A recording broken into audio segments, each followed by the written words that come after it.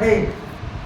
और अति उत्साह के साथ ही यहूदा इस्करियोती ने प्रभु यीशु मसीह को ग्रहण किया था। अति उत्साह के साथ वो प्रभु यीशु मसीह के पीछे चलने लगा था, लेकिन समय के साथ साथ उसका उत्साह खत्म हो गया। क्यों? क्योंकि जिस अभिप्राय के तहत वो प्रभु यीशु के पीछे चल रहा था, वो अभिप्राय प्रभु यीशु मसीह पूरा नहीं कर रहे थे। वह चाहता था कि प्रभु यीशु मसीह इस संसार पर राज्य करे। प्रभु यीशु मसीह संसार पर राज्य करने के लिए नहीं आए थे, वह तो इस संसार के लोगों को बचाने के लिए आए थे। और जब उसने अति उत्साह के साथ उसके कार्य सफल नहीं हुए, तो वह अपने विश्वास में ठंडा पड़ गया। ठीक इसी प्रकार कभी कभी हम विश्वासियों के जीवन में भी ऐसी घटनाएं घटती है। हम बड़े उत्साह के साथ प्रभु यीशु के पीछे चलना चाहते हैं, और लेकिन जब हमारा मकसद उसमें सॉल्व नहीं होता, तो हम परमेश्वर से, परमेश्वर के लोगों से, परमेश्वर के भवन से अपने आप को दूर कर लेते हैं, और हमारा उत्साह ठंडा पड़ जाता है। और तब प्रभु कहता है कि अच्छा होता कि इसका जन्म ही ना हुआ होता। अजीजों, एक और उदाहरण हमें बाइबल में देखने को मिलता है। जब प्रभु यीशु मसीह अपने क्रूस पर थे, और प्रभु यीशु मसीह के साथ दो डाकू भी उसके दाएं और बाएं ओर चढ़ाए गए थे। और इस क्रूस की यात्रा में हम पाते हैं कि उस डाकू के जीवन के बारे में, जिसने अपने जीवन भर न जाने कितनी हत्याएं की होंगी, न जाने कितने लूटपाट किए होंगे, कितना व्यभिचार किया होगा, कितना कुकर्म किया होगा, कितने को धोखा दिया होगा, न जाने कितने पाप किए होंगे।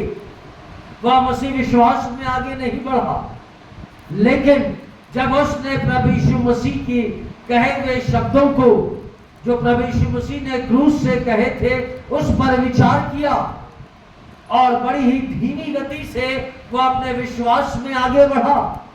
और अपने विश्वास में आगे बढ़कर वह क्या कहता है कि हे प्रभु, जब तू अपने राज्य में आए तो मेरी सुधि लेना। यह विश्वास की दौड़ है, वह अनंत विश्वास की दौड़ है। और उस विश्वास के जरिए उसने विश्वास कर लिया कि हाँ, यह वह शख्स है जो समस्त मानव जाति को निजात दे सकता है। समस्त मानव जाति के लिए इसके हृदय में एक प्रेम है। और उसने बड़ी ही बहुत ही धीमी चाल के साथ प्रभु यीशु मसीह के पास आया, अपना जीवन प्रभु को सौंप दिया, और दूसरे डाकू को डांटा कि हम तो उचित फल पा रहे हैं। अपने गुनाहों का उसने इकरार कर लिया और अपना जीवन उसने प्रभु को सौंप दिया, और उससे कहता है कि जब तू अपने राज्य में आए तो मेरी सुधि लेना।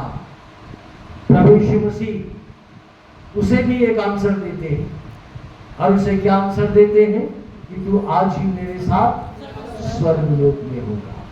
और एक शिष्य था जो प्रभु यीशु के सारे आश्चर्य कर्मों को देखा था, उसके लिए प्रभु यीशु ने क्या कहा? भला होता कि इसका जन्म ही ना होता। एक तरफ प्रभु यीशु मसीह उसके लिए कह रहे हैं कि भला होता उसका जन्म ही ना होता, और दूसरी तरफ एक डाकू के लिए वो प्रार्थना करते हैं और उससे कहते हैं कि तू आज ही मेरे साथ स्वर्गलोक में होगा। अजीजों, यह विश्वास की वह दौड़ है, यह अनंत और अंत की वह दौड़ है जिसे मनुष्य पूरा कर सकता है, और मनुष्य बहुत दफा इसमें ठोकर का भी कारण बनता है। परमेश्वर ने समस्त मानव जाति को बनाया, और एक और उदाहरण हमें वचन में देखने को मिलता है कि परमेश्वर ने एक सुंदर स्वर्गदूत बनाया, और उसे सारे स्वर्गदूतों में सबसे श्रेष्ठ बनाया, और उसे बहुत ही अच्छा रूप दिया। फिर हम उसके अहंकार को देखते हैं कि उस स्वर्गदूत के अंदर एक अहंकार आ गया, और वह अहंकार की वजह से जो खूबसूरत स्वर्गदूत था वह किसमें तब्दील हो गया? शैतान। स्वांग स्वरूप स्वर्गदूत शैतान के रूप में परिवर्तित हो गया। और हम जानते हैं इसकी नियति क्या थी और उसका भविष्य क्या है, ये आप और मैं जानते हैं। कि उसका अंत कैसे होगा ये भी हम जानते हैं। और अजीजों, ये दृष्टांत आज वर्तमान में मेरे और आपके लिए है कि मैं और आप आज प्रभु के पीछे किस मंशा से चल रहे हैं। आज मैं और आप कितने विश्वास में परिपक्व हैं। परमेश्वर ने प्रभु यीशु में होकर मुझे और आपको भी स्वांग और सुंदर बनाया है। मेरे और आपके जीवन में उसने बहुतायत की आशीषें दी हैं।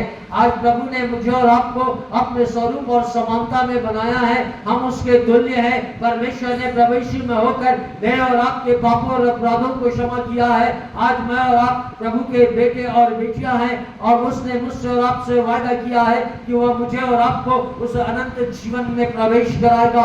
और जब वह मुझे और आपको अनंत जीवन में प्रवेश कराना चाहता है तो उस जगह पर जाने के लिए क्या मैं और आप तैयार हैं? क्या मैं और आप उस यहूदा इस्करियोती की तरह है जो प्रभु के पीछे चल रहे हैं, उसकी आशीषों को देख रहे हैं, उसके सामर्थ के कार्य को देख रहे हैं और उसके बावजूद हम उससे किसी चीज की अपेक्षा करते हैं?